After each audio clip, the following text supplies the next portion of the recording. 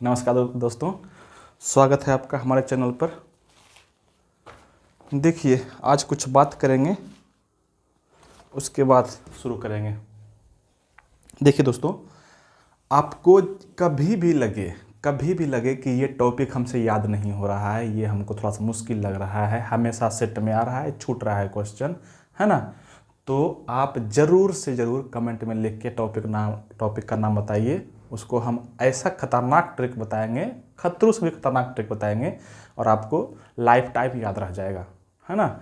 तो कभी भी ऐसा कोई टॉपिक लगे, ऐसा कोई चैप्टर लगे कि याद नहीं हो रहा है, याद कर रहे हैं, बार बार भूल जा रहे हैं, है ना, तो ज़रूर से बताइएगा। ठीक है, आइए शुरू करते हैं। हाँ, कर रहे थे दरोगा का क्वेश्चन कर रहे थे। क्वेश्चन नंबर 30 तक हम कर लिए थे, 30 के बाद आगे करते हैं क्वेश्चन नंबर 31 से।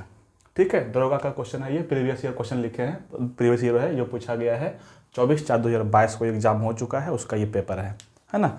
आइए शुरू किया जाए। हाँ, क्वेश्चन है, कौन सा जनपद 6वीं एवं 4वीं ईसा पूर्व के मध्य सबसे शक्तिशाली महाजनपद बना? ओके, बोल रहा है 6वीं से 4वीं ईसा पूर्व मतलब बीसी में कौन सा जनपद जो है, महाजनपद जो है, सबसे शक्तिशाली बना था, है ना।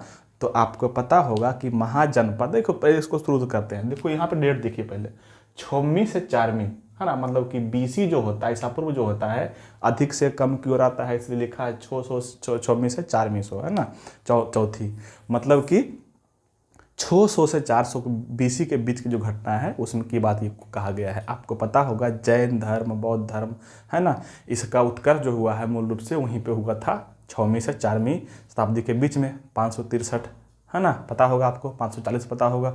ठीक है, हाँ, महात्मा बुद्ध का जन्म हुआ था कब? 563, 483 में उनका देहांत हो गया था। उसी तरह से जैन धर्म में महावीर हो गए, 540 में उनका जन्म हुआ था, 540 बीसी में, है ना, और 468 ईस्वी में उनका देहांत हो गया था 72 वर्ष की आयु में, है ना, पावापुरी में हुआ गया था।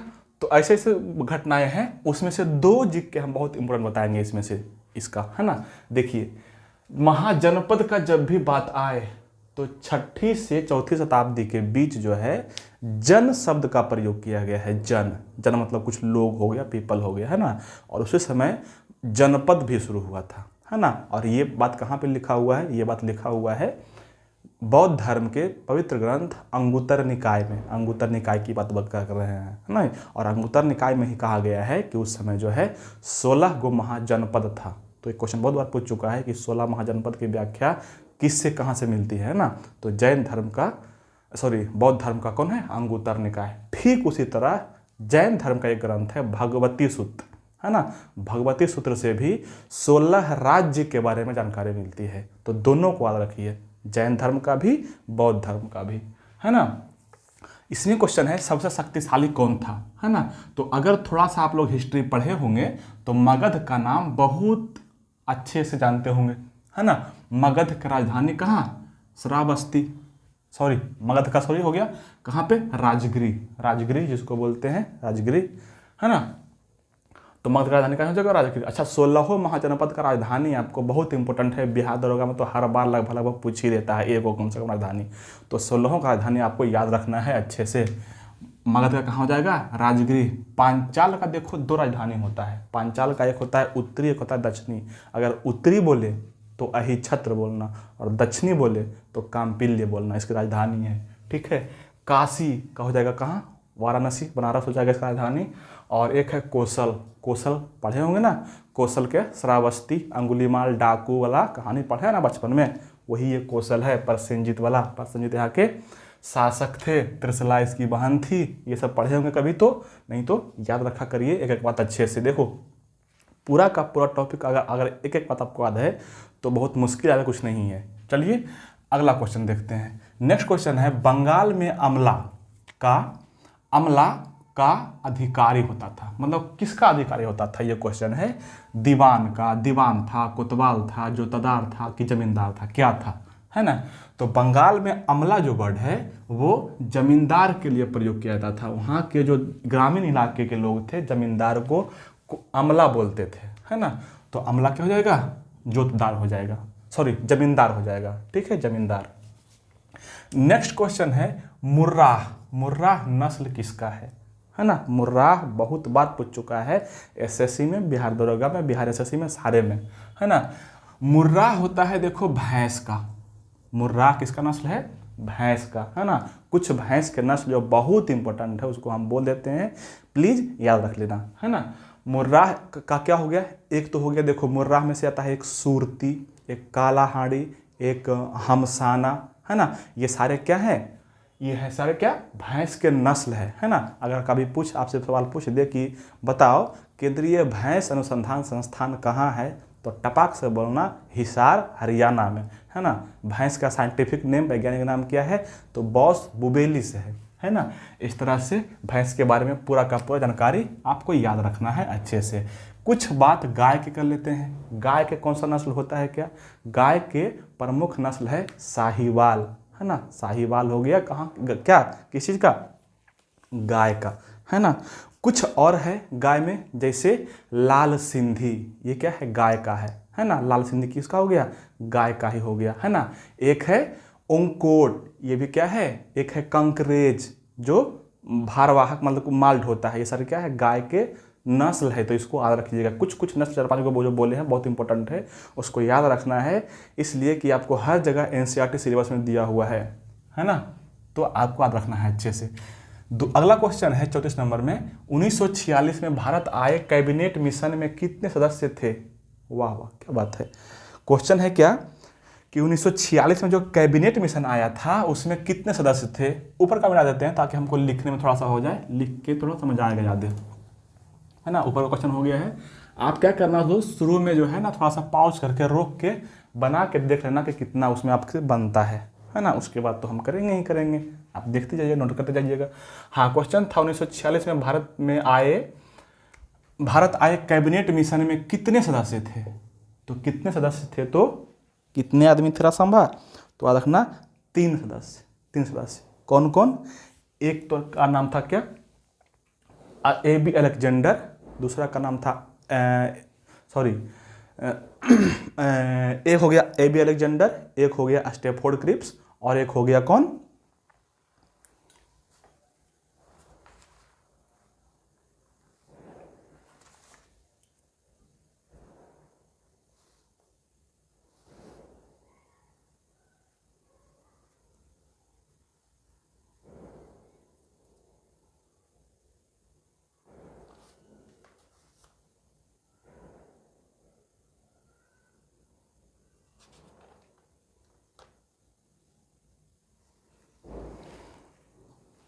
हाँ क्या बोल रहे थे, हाँ कहाँ गया, भारत में आया कैबिनेट मिशन। हाँ, एक हो गया कौन, AB अलेक्जेंडर, एक हो गया स्टेफोर्ड क्रिप्स, और एक हो गया पैंथिक लॉरेंस।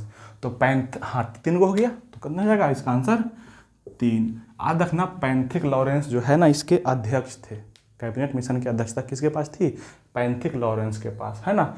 कब आया था, तो याद रखना 24 मार्च 1946 को आया था। इसका इस सबका डेट याद रखना है दोस्त, डेट, है ना। 24 मार्च 1946 को आया था। कुछ बहुत इंपॉर्टेंट बात इसमें और करेंगे, जैसे एक डेट याद रखना 6 जून, है ना। एक डेट याद रखना 6 जून, और एक डेट याद रखना 25 जून 1946 को।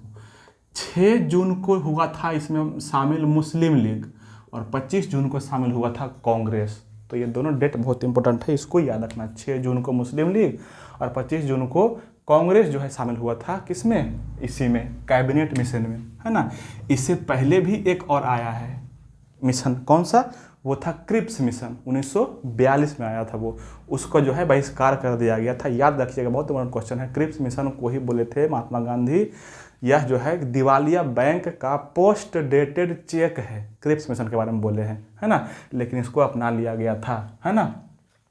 तो ये बातें आपको याद रखनी है। और इसी कैबिनेट मिशन के तहत अगस्त में जो है बना था क्या, भारत में अंतरिम सरकार बना था, अंतरिम सरकार बना था। तो इसको याद रखना है अच्छे से, है ना। अंतिम सरकार गठन हुआ किसके तहत हुआ था, कैबिनेट मिशन के तहत ही हुआ था, अगस्त महीना में, ठीक है। अगला क्वेश्चन करते हैं, कौन अकबर के काल के भूमि का वर्गीकरण नहीं था? मतलब कि अकबर के कार्यकाल में जो भूमि का वर्गीकरण किया गया था वो कौन नहीं है? इसमें नहीं का चुनना है ना। देखो कभी भी सेट बनाइए, क्वेश्चन एग्जाम में जाइए तो पहले पूरा क्वेश्चन अच्छे से पढ़िए, है ना। देखो यहाँ पे लिख दिया है नहीं है ना, और पहला क्या ऑप्शन दे दिया है पोजल, जो बहुत फेमस है इसका। तो याद रखना अच्छे से, पूरा क्वेश्चन पढ़िए तभी आंसर करिए। हाँ, यहाँ पे बोल रहा है भूमि का वर्गीकरण नहीं खोजना है, चुनना है आपको। तो देखो अकबर के कार्यकाल में भूमि को 4 भाग में बांटा गया था। एक तो ये पोजल है, एक ये परती है, एक ये बंजर है, ठीक है, और एक है चाचर। एक कौन हो जाएगा? चाचर, है ना। जरीबा नहीं है ना। जरीबा बोलते हैं जब्ती प्रथा को, जो जब्ती प्रथा लाया गया था ना उसको, ठीक है। तो इसमें कौन नहीं हो जाएगा? नहीं तो हो जाएगा, तो आंसर हो जाएगा कौन? जरीबा। पोजल क्या होता है? देखो 4 भाग में कैसे बांटा गया था? जिस भूमि पर सालों भर, मतलब हर एक, मतलब पूरा साल खेती होता है उसको बोलते हैं, उस भूमि को बोलते थे पोजल। जिस भूमि पर 1-2 साल छोड़ के खेती होता था उसको बोलते थे परती, है ना। और जिस भूमि पर 4 साल के बाद खेती होता था उसको बोलते थे चाचर, और जिस पर कभी खेती नहीं होता था उसको बोलते थे बंजर। तो इस तरह से अकबर के कार्यकाल में जो है ना भूमि को 4 भाग में बांटा गया था, पोजल, परती, बंजर और चाचर। ये 4 हो गया, ठीक है। अगला क्वेश्चन है, जैन धर्म का 23वां तीर्थंकर कौन था? बताओ, जैन धर्म का 23वां तीर्थंकर। आज एक बहुत ही लाजवाब ट्रिक हम बताते हैं इसका, जो कि आपको याद रखना है। तो जिंदगी में कभी भी तीर्थंकर से शब्द आए जी के क्वेश्चन तो आपका नहीं छूटेगा, ये मेरी गारंटी है। लेकिन याद रखने की गारंटी आपको याद करना होगा, है ना। देखो ट्रिक याद रखना है, री अजित भाई, री अजित भाई अभी सुने आर पासे में महाविहार। बस इस ट्रिक को रट्टा मार लेना है, याद कर लेना है। क्या बोले हैं देखो तो, री अजित भाई अभी सुने आर पासे में महाविहार। कुछ नहीं है, रे अजित भाई अभी सुने यार पासे में महाविहार है। जैसे बोलते हैं ना आप अपने दोस्तों में, रे अजित भाई सुनना यार पासे में महाविहार है, वहाँ पे जाकर घूमते हैं, चलते हैं, फिरते हैं, मस्ती करते हैं। और याद रखना है इसको, रे अजित भाई अभी सुने यार पासे में महाविहार। ये क्या क्या है देखो, ये हो जाएगा पहला तीर्थंकर, ये हो जाएगा दूसरा तीर्थंकर, तीसरा तीर्थंकर, चौथा तीर्थंकर, 5वां तीर्थंकर, 4 तक, ठीक है। शुरू से 4 गो, है ना। और ये हो जाएगा कौन? 24वां में कुछ नहीं है दोस्त, ये हो जाएगा 23वां, ये हो जाएगा 22वां, ये हो जाएगा 21वां और ये हो जाएगा 20वां। तो शुरू से 4 गो और अंतिम से 5 गो। आपको इससे फालतू नहीं पूछता है, एक याद रखना है। शुरू से 4 गो है और अंतिम से 5 गो है। कहाँ से क्या है सुन ले पहले। ऋष हो जाएगा ऋषभदेव, अजितनाथ, संभवनाथ, ऋषभदेव, अजितनाथ, संभवनाथ, और ये है अभिनंदन, ठीक है। ऋषभदेव, अजितनाथ, संभवनाथ, भाई से संभवनाथ, अभी से अभिनंदन, है ना। सुने में 2 गो है, एक है सुब्रतनाथ, एक है नेमीनाथ। मतलब 20 में सुब्रतनाथ है, कैसे में नेमीनाथ, और 22 में है आर से अरिष्ट नेमी। आप पढ़ेंगे 22 में कौन है, ये बहुत बार पूछ चुका है, अरिष्ट नेमी। और 23 में है कौन, पासे से याद रखना पार्श्वनाथ। और महाविहार तो कौन हो गया, महावीर हो गया, ठीक है। इस तरह से 24वां तीर्थंकर ये है। तो याद रखना, इस ट्रिक को रट्टा मारना है, ठीक है। यहाँ पूछा है 23वां, तो 23वां कौन बोल देंगे, पार्श्वनाथ हो जाएगा। ओके, चलिए आगे बढ़ते हैं। नेक्स्ट क्वेश्चन है, सीमा सड़क संगठन जिसको बोलते हैं BRO की स्थापना कब हुई? सीमा सड़क संगठन की स्थापना कब हुआ था? हुआ था 1960 ईस्वी में। 1960 ईस्वी में क्या हुआ था, सीमा सड़क संगठन की स्थापना। अगर बोल दे आपसे कि भारत में वायु परिवहन की शुरुआत कब हुआ था, तो बोलना 1911। अगर बोल दे आपसे कि भारत में जल मार्ग शुरू कब हुआ था, तब बोलना 1986। कम से कम ये तीनों याद रखना है ना। 1986 जल मार्ग, 1911 वायु मार्ग, वायु सेवा शुरू हुआ था, और एक हो गया कौन, 1960 BRO सीमा सड़क संगठन, ठीक है। अगला क्वेश्चन पढ़ते हैं, अंकलेश्वर कहाँ स्थित है? अंकलेश्वर जो है कहाँ है ये, है ना। MP, गुजरात, असम, राजस्थान, ये कहाँ है? अंकलेश्वर जो है तेल शोधक कारखाना बहुत बड़ा है, जो बहुत फेमस है, और वो पड़ता है कहाँ पे, गुजरात में, है ना। तो आज रखना अंकलेश्वर मोदी जी के राज्य में, गुजरात में, है ना, याद रखिएगा। बहुत बार पूछा हुआ क्वेश्चन है, इसको आगे बढ़ाते नहीं ज़्यादा थोड़ा।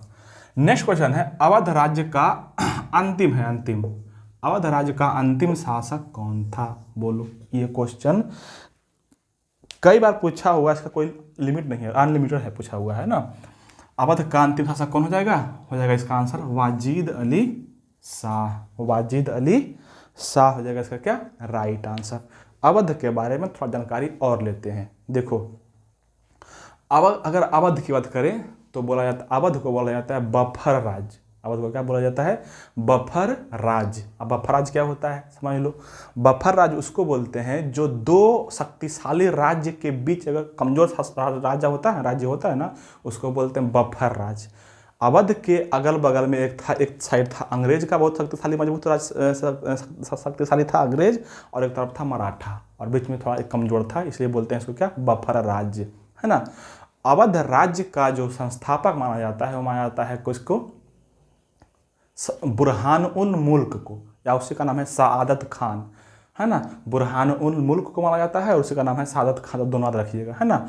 उसके बाद आया था शासक कौन था, सआदत खान का बाद आया था कौन, शुजा उद्दौला, है ना, सॉरी शुजा उद्दौला नहीं, है ना। उसके बाद जो आया था शासक वो था कौन, सफदरजंग, है ना। सआदत खान के बाद कौन, सआदत खान के बाद कौन आया था, सफदरजंग, और उसके बाद आया था शुजा उद्दौला। शुजा उद्दौला कब से 1754 से लेकर के 70 तक ईस्वी तक ये रहा था, है ना शुजा उद्दौला। आपको पता होगा 1757 में प्लासी की लड़ाई में शुजा उद्दौला भाग लिया था। 1761 पानीपत की तीसरी लड़ाई अहमद शाह अब्दाली और मराठा के बीच जो हुआ था उसमें भी ये भाग लिया था। ये शुजा उद्दौला जो है अहमद शाह अब्दाली का साथ दे दिया था, है ना, गद्दारी कर लिया था जो अफगानिस्तान का था, हाँ अहमद शाह अब्दाली। तो ये सब बात याद रखना है अच्छे से, ठीक है। और सबसे अंतिम शासक था वो था कौन, वाजिद अली शाह। 1856 ईस्वी में डलहौजी जो है राज्य हड़प नीति के तहत जो है इसको हड़प लिया था अवध को, है ना। याद रखना, ये भी पूछता है कि कब हड़प लिया था, 1856 में राज्य हड़प नीति डलहौजी के तहत, है ना, 56 में इसको हड़प लिया गया था, ठीक है, वाजिद अली शाह को। चलिए आगे करते हैं। तो इतना बात याद रखना है। देखो अवध के बारे में आए तो अवध के बारे में पूरा जानकारी लेना है, पूरा का पूरा A to Z, है ना, कुछ भी नहीं छोड़ना है। अब जितना बता दिए हैं उससे फालतू हमको नहीं लगता कि पूछे एग्जाम में, ठीक है। चलिए आगे देखते हैं। और अगर पूछ दिया ना, अगर आपको लगता है कि अगर पूछ देगा तब क्या करेंगे, अगर पूछ देगा तो किसी से नहीं बनेगा, तो मत बने। ऐसे भी 70, 75, 80, 85 क्वेश्चन बनाइएगा तो आपका रिजल्ट रुकने वाला नहीं है, है ना। चलिए आगे करते हैं। यदि किसी वस्तु के वेग को 1/3 गुना घटा दिया जाए तो गतिज ऊर्जा क्या होगी। देखो जब भी गतिज ऊर्जा की बात आए, तो आपको एक फार्मूला याद होगा। गतिज ऊर्जा का फार्मूला होता है क्या, 12 mv²। देखिए तो यहाँ पे इसका बोल रहा है वेग को कर रहा है ना, वेग को क्या कर रहा है, 1/3 गुना घटा रहा है। तो वेग का 1/3 स्क्वायर करेंगे तो कितना हो जाएगा, 1/9 हो जाएगा, 1/9 हो जाएगा ना, इसका स्क्वायर करेंगे तो, है ना। तो इसका आंसर जहाँ पे देखा 1/9 वहाँ पे कर देना है आंसर, है ना। अगर सिर्फ होता 3 गुना कर देते हैं तो 9 गुना हो जाता 3 का स्क्वायर, है ना। तो जहाँ भी गतिज ऊर्जा वाला सवाल आए 12 mv² करके देख लेना, है ना। रट्टा मारने की जरूरत नहीं है। ये सब रट्टा कितना मारना है, रट्टा तो मारवाते ही है, बोलते हैं रट्टा मान लीजिए इसको, जैसे ट्रिक बहुत सारा उसको रट्टा मार लो, है ना। सबको रट्टा नहीं मारना है, साइंस जो है समझना है अच्छे से। चलिए आगे है, भिलाई, दुर्गापुर एवं राउरकेला में संयंत्र का निर्माण किस पंचवर्षीय योजना में हुआ, है ना। 3 गो संयंत्र दिया हुआ है, 3 गो है, भिलाई, दुर्गापुर एवं राउरकेला। बोल रहा है कि संयंत्र का निर्माण किस पंचवर्षीय योजना में हुआ। आपको पता होगा पंचवर्षीय योजना शुरू किया गया था 1951 से 56 चला है पहला, दूसरा चला है 56 से 61, तीसरा चला है 61 से 66, है ना। इस तरह से चला है पंचवर्षीय योजना, ठीक है। पंचवर्षीय योजना कहाँ से लिया गया है हमारे संविधान में, रूस से लिया गया है, याद रखिएगा। तो ये क्वेश्चन जो है भिलाई, दुर्गापुर एवं राउरकेला ये बना है द्वितीय पंचवर्षीय योजना में, है ना। आपको अगर पता होगा तो प्रथम पंचवर्षीय योजना जो था वो किस मॉडल पर आधारित, अगर क्वेश्चन है कि किस मॉडल पर आधारित था तो बोलना हेराल्ड डोमर मॉडल पर आधारित था, है ना। इस पंचवर्षीय योजना प्रथम में 2.1% ग्रोथ का लक्ष्य रखा गया था, लेकिन प्राप्त हुआ था 3.6%, है ना। वृद्धि लक्ष्य रखा गया था 2.1, लेकिन प्राप्त हुआ था 3.6, लेकिन ज़्यादा प्राप्त हुआ था, है ना। तो मज़ा आ गया, ठीक है। इसमें याद रखना कि प्रथम पंचवर्षीय योजना का मुख्य उद्देश्य क्या था। अगर पूछ दे आपसे कि प्रथम पंचवर्षीय योजना का मुख्य उद्देश्य क्या था, तो याद रखना अर्थव्यवस्था का सामूहिक विकास, है ना। तो ये था इसका क्या उद्देश्य। दूसरा क्वेश्चन पूछेगा इसका सबसे इम्पोर्टेंट कि प्रथम पंचवर्षीय योजना में किसको प्राथमिकता दी गई थी। तो आप रखना क्या, कृषि को दिया गया था प्राथमिकता, है ना। प्रथम पंचवर्षीय योजना प्राथमिकता किसको दिया गया था, कृषि को दिया गया था। इतना तो कम से कम प्रथम पंचवर्षीय योजना से याद रखना प्लीज। अगर बात करते हैं द्वितीय पंचवर्षीय योजना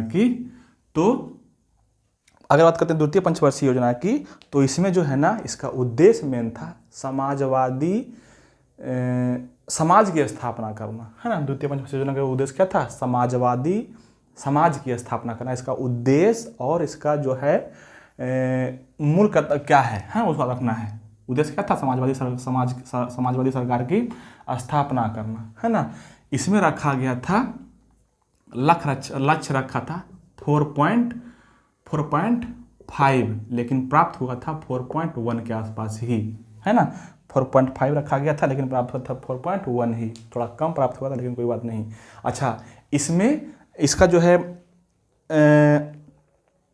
इसमें किसकी प्राथमिकता दी गई थी, प्राथमिकता तो रखना कि इसका इसमें प्राथमिकता दिया गया था किसका, उद्योग का एक आदत रखना। प्रथम प्राथमिकता जो था ना उद्योग का, ये सब बताता है।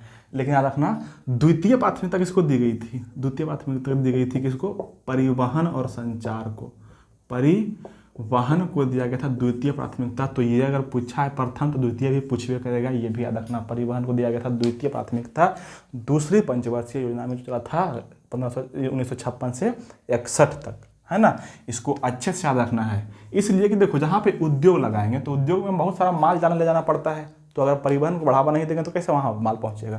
तो प्रथम प्राथमिकता उद्योग था, दूसरा प्राथमिकता था परिवहन, ठीक है।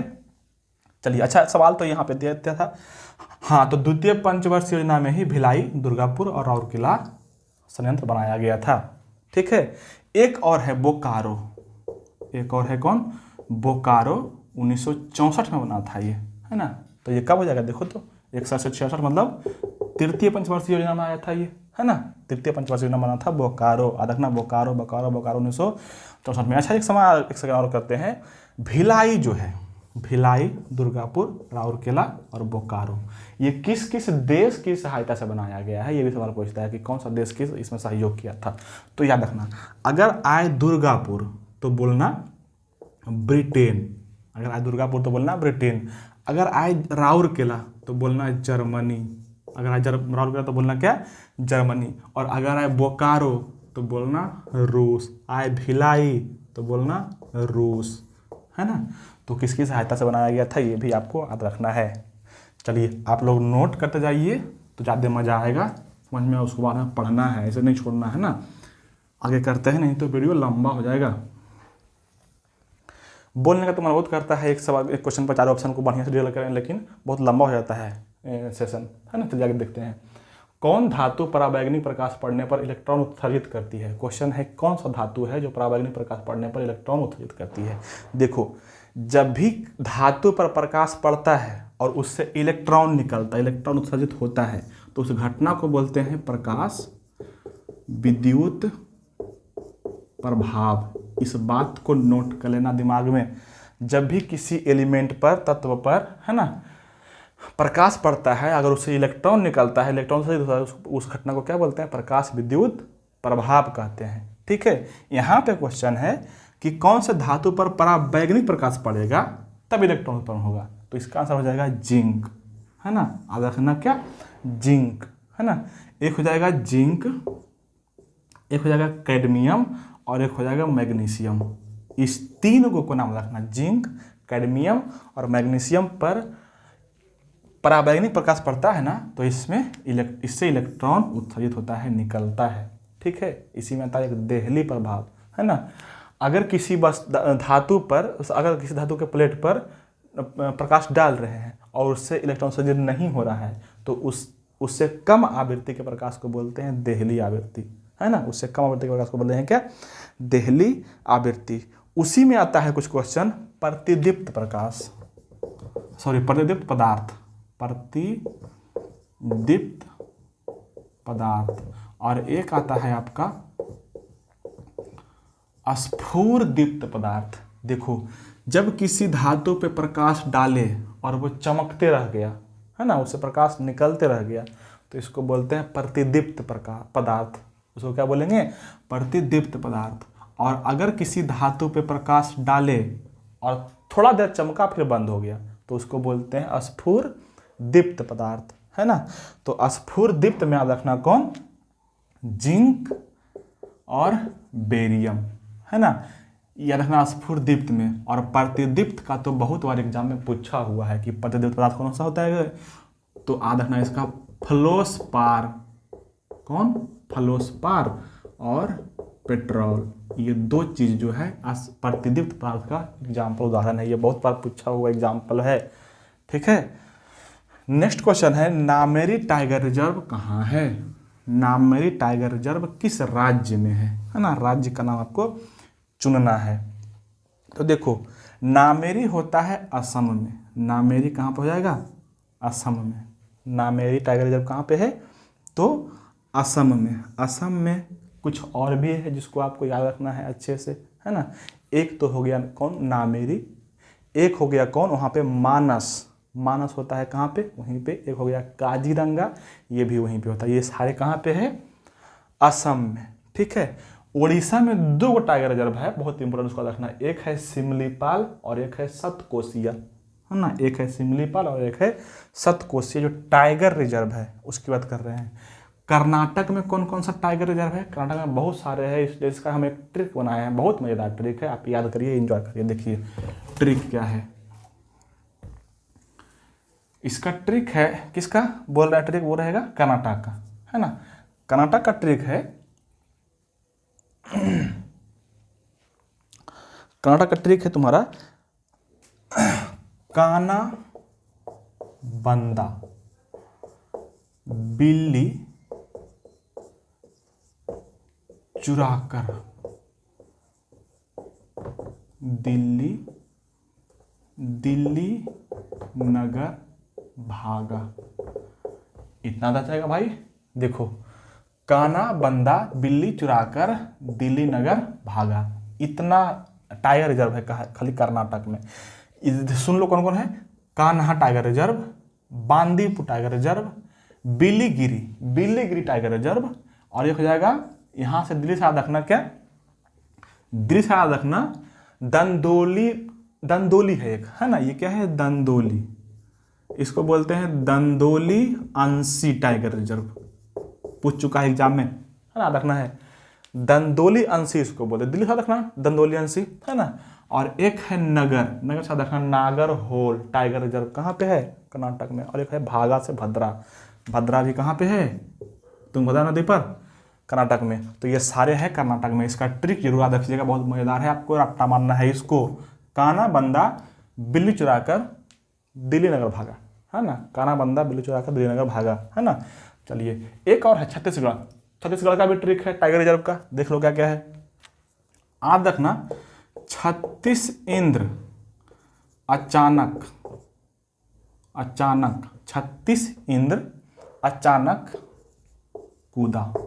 कूदा या कूदी, है ना। 36 इंद्र अचानक कूदी, इसका ट्रिक है टाइगर रिजर्व का छत्तीसगढ़ में। क्या क्या हो जाएगा, देखो 36 से रखना छत्तीसगढ़, 36 से क्या छत्तीसगढ़। इंद्र से रखना इंद्रावती टाइगर रिजर्व कहाँ पे, छत्तीसगढ़ में। एक है अचानक से रखना अचान कमार कहाँ पे है, तो छत्तीसगढ़ में। और एक है कूदी से होता है, ये होता है कूदी से कंदी सीता नदी, ये भी कहाँ पे है, तो ये भी है कहाँ पे, छत्तीसगढ़ में, जो टाइगर रिजर्व है ना। तो इस ट्रिक को जरूर से जरूर याद रखना। चलिए अगला क्वेश्चन देखते हैं। मीठे पानी की सबसे बड़ी झील कौन है? तो मीठे पानी की सबसे बड़ा झील जो है वो है भारत का बुलर, है ना, जो कहाँ पे है? जम्मू कश्मीर में। डल भी कहाँ पे है? जम्मू कश्मीर में, है ना। डल, बुलर, नाग, नागिन, ये सारे कहाँ पे है? जम्मू कश्मीर में। एक है देखो भीमताल और एक है नैनीताल, है ना। तो भीमताल और नैनीताल दोनों है उत्तराखंड में, उत्तराखंड में, है ना। उत्तराखंड में दोनों झील है, ठीक है। देखो उत्तराखंड में जितना भी झील है ना, उसका हम एक ट्रिक बताते हैं, बहुत मजेदार ट्रिक है। उत्तराखंड में जितना भी झील है उसका ट्रिक हम बताते हैं, याद रखना, है ना। उत्तराखंड के झील होगा, जितने भी ताल है सब ताल वहाँ पे नहीं है, याद रखना। कुछ ताल हिमाचल प्रदेश में भी है ना।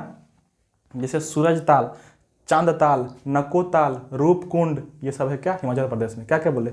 सूरज ताल, चंद्रताल, नकोताल, रूपकुंड, ये सारे कहाँ पे है? हिमाचल प्रदेश में। लेकिन बात है उत्तराखंड की, तो बात करते हैं किसकी? उत्तराखंड के, है ना। उत्तराखंड में कौन कौन सा झील है ना।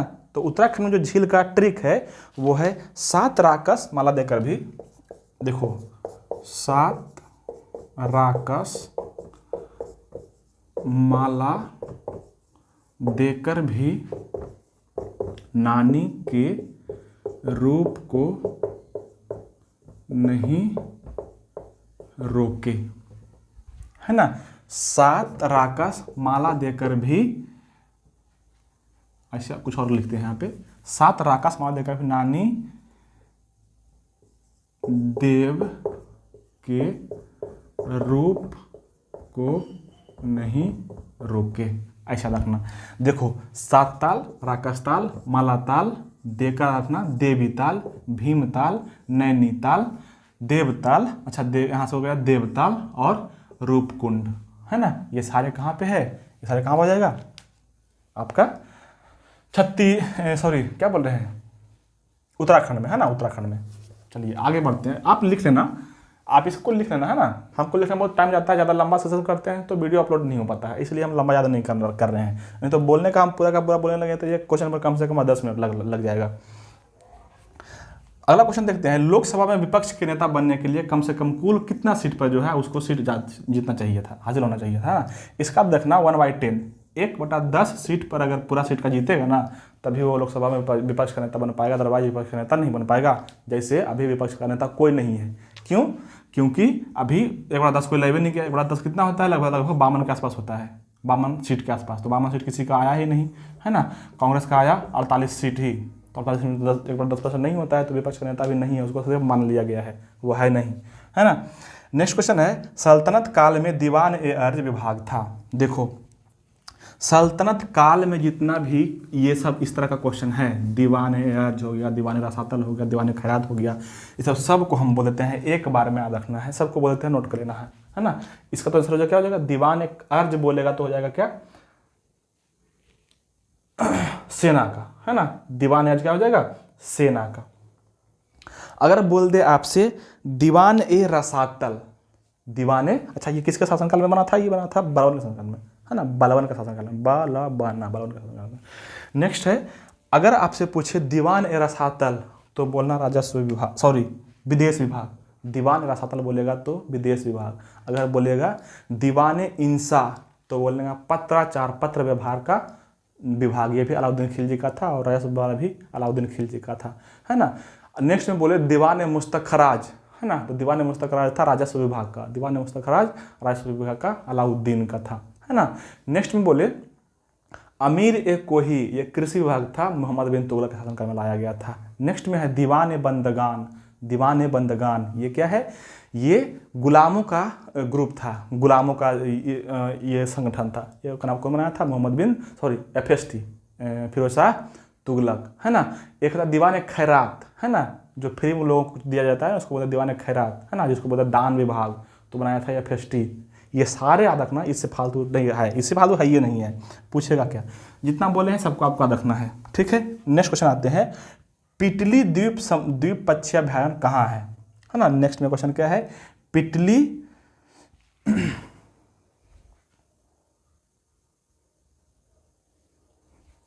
चलिए टाइम बचा हुआ है, क्या होता है ना, ज़्यादा लंबा हो जाता है ना तो अपलोड वीडियो नहीं होता है, इसलिए थोड़ा टाइम देखिए कितना टाइम हो गया। आइए देखिए, पिटली द्वीप पक्षी अभयारण्य कहाँ है ना। पिटली द्वीप, देखो पिटली द्वीप जो है ना वो है यहाँ पे लक्षद्वीप में। कहाँ पे है? लक्षद्वीप में। लक्षद्वीप से संबंधित जितना भी जीके बनता है हम सब का सब बोल देते हैं, आप सुनते जाना, है ना।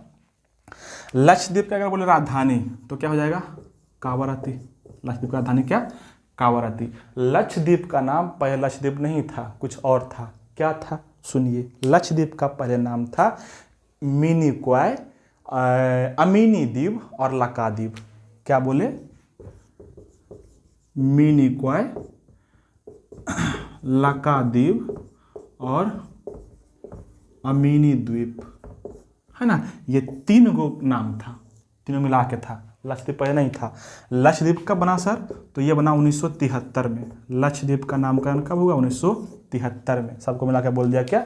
लक्षद्वीप समूह बोल दिया। लक्षद्वीप समूह बोल दिया, है ना। ये सब क्या है? द्वीप है, सब अलग अलग, है ना।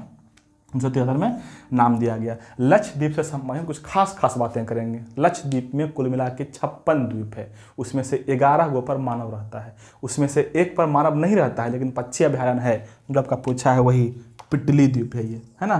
कौन है? पिटली द्वीप, जिस पर मानव तो नहीं रहता लेकिन पक्षी अभयारण्य है। एक और बहुत इंपॉर्टेंट है, एक है अगाती द्वीप। एक है कौन? अगाती द्वीप। इस पे एक हवाई अड्डा है।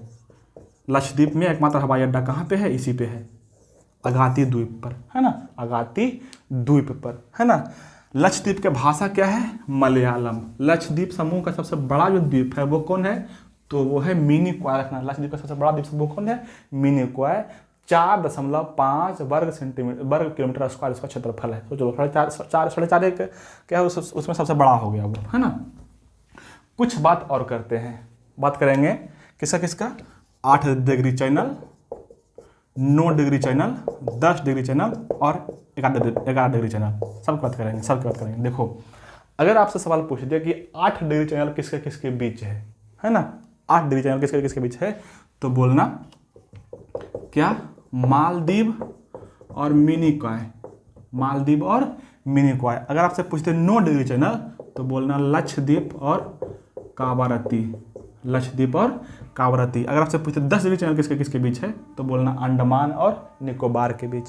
अगर आपसे पूछते 11 डिग्री चैनल किसके बीच है तो बोलना एक अमीनी द्वीप और एक कन्नौर द्वीप। अमीनी द्वीप और कन्नौर द्वीप के बीच है क्या? 11 डिग्री चैनल, है ना। चलिए आगे बढ़ते हैं, सेशन लंबा ना हो जाए। नेक्स्ट क्वेश्चन है, वर्ल्ड इकोनॉमिक आउटलुक का प्रकाशन कौन करता है? वर्ल्ड इकोनॉमिक आउटलुक जो है ना, इसका प्रकाशन करता है कौन? IMF, इंटरनेशनल मॉनेटरी फंड, जिसको बोलते हैं अंतर्राष्ट्रीय मुद्रा कोष, है ना। वर्ल्ड बैंक और IMF दोनों बना था कब? 1945 में। 1945 में। इसका मुख्यालय कहाँ है? हेडक्वार्टर कहाँ पे हो जाएगा? वाशिंगटन DC, है ना। वाशिंगटन DC हो जाएगा इसका मुख्यालय। WTO कब बना है? 1995 में। कब बना है? 1995 में। मुख्यालय कहाँ है? जेनेवा, है ना। और एक है कौन? UNDP। UNDP कब बना है? ये बना है ये बना है कब? 1965 में।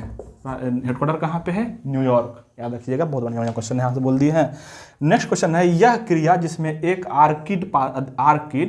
वह क्रिया जिसमें एक आर्किड अधिपादप की तरह वृक्ष पर आता है ना, उसको क्या कहते हैं? देखो 4 ऑप्शन है, सहोपकारिता, सहभोजिता, असहभोजिता और परजीविता। हम सब के बारे में बताते हैं। अगर दो जीव में से कोई एक दूसरे पे निर्भर है, एक दूसरे को हेल्प कर रहा, लाभ मिल रहा है ना, एक दूसरे को लाभ मिल रहा है तो उसको बोलते हैं सहोपकारिता, है ना। 2 जीव में से अगर एक को लाभ नहीं मिल रहा है, सिर्फ एक को लाभ मिल रहा है तो उसको बोलते हैं सहभोजिता। 2 जीव में से अगर एक मर जा रहा है और दूसरे लाभ ले रहा है तो उसको बोलते हैं असहभोजिता। और तीसरा नेक्स्ट में है परजीवी। परजीवी बोलते हैं जो दूसरे पर डिपेंड रहता है, उसको बोलते हैं परजीवी। तो इसका क्या हो जाएगा? अधिपादप वृक्ष की तरह कार्य करता है तो क्या हो जाएगा? सहभोजिता हो जाएगा। ठीक है, वृक्ष भी रहता है, आर्किड भी रहता है। नेक्स्ट में प्राचीन भारत में जंगलवासी क्या कहलाते थे? जंगलवासी को पहले बोलते थे निषाद। आप अगर रामायण देखे होंगे तो उसमें एक थे निषाद राज, जो राम भगवान का हेल्प किए थे वनवास के समय, है ना। तो निषाद राज। चलिए इसी राम भगवान के साथ आपका सेशन समाप्त होता है। अगले वीडियो में मिलते हैं और आगे करेंगे इसी में। ठीक है।